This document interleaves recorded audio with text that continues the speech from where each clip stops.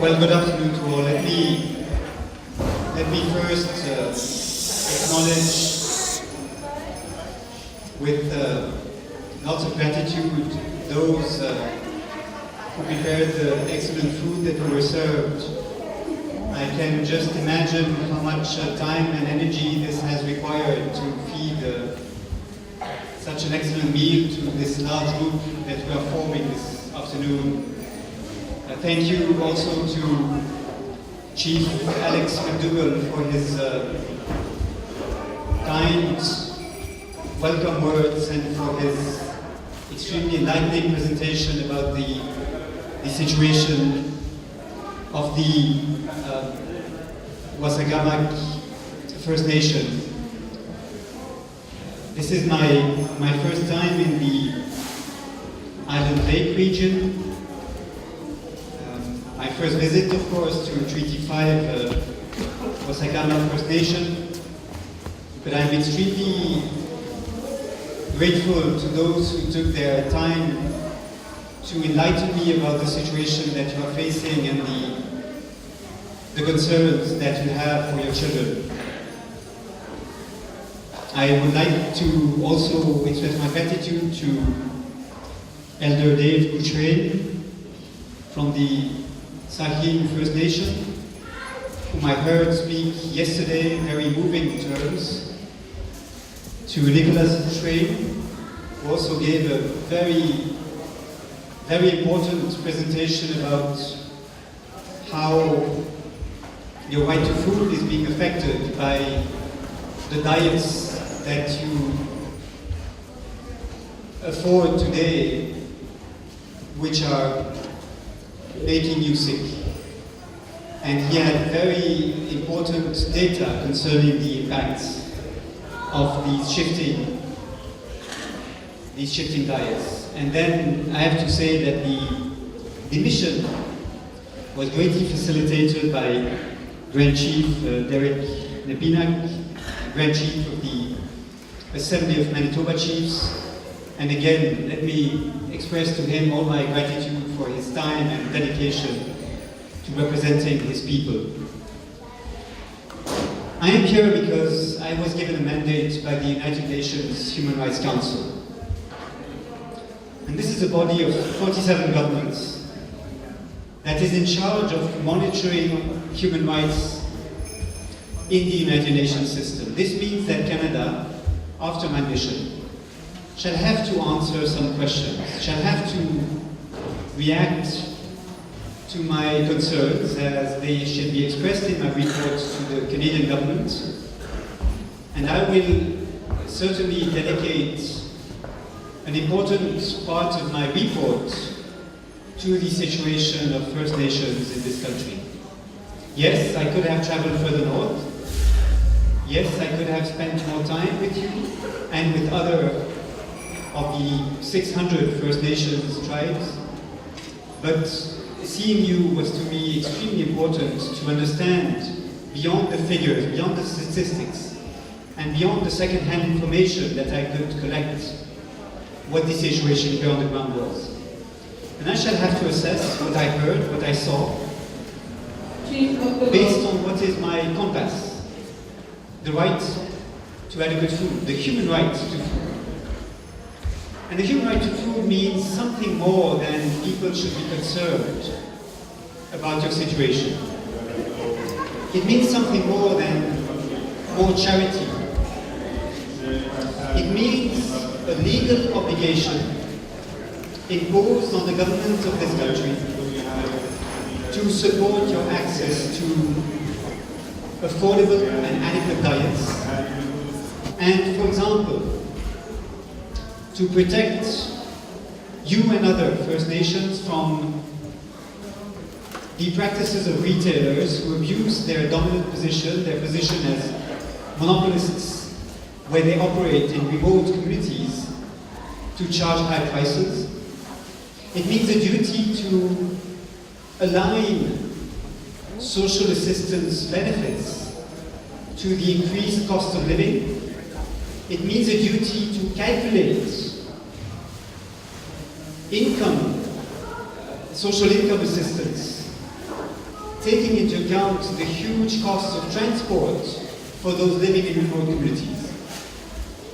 It also means respecting your right to harvest country foods by hunting, by fishing, by collecting berries. It means a duty to support the very important school feeding programs, the lunch programs that you have in Wasagamack, but that you do not have in all the other communities I visited, despite the tremendous benefits that such school lunch programs may entail, not just for the children and their nutrition, but also because this is a way for children to learn about cooking skills, to learn about adequate diets.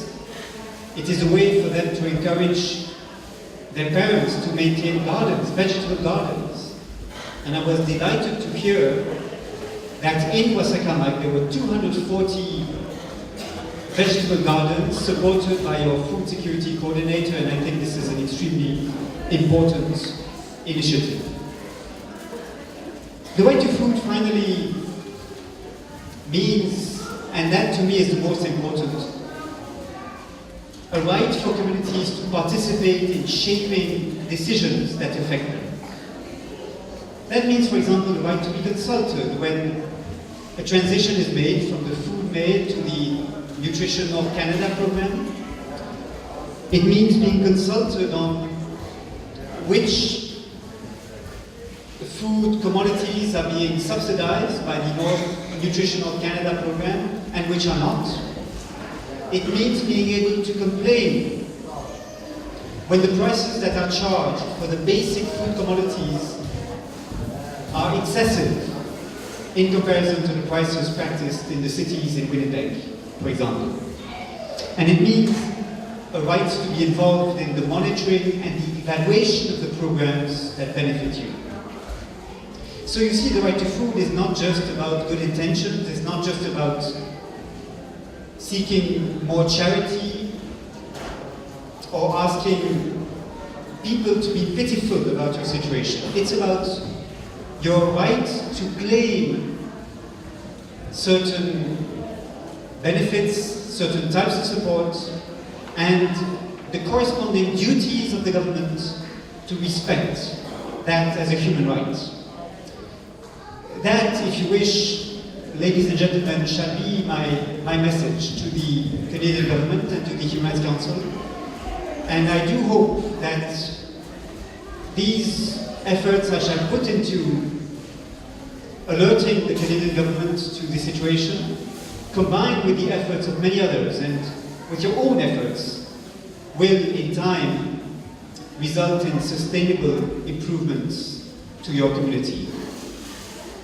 Let me again thank you for the extremely useful information I could collect, the very important statements I heard, and the many people whom I met and whom I do hope to see again when I return. Thank you.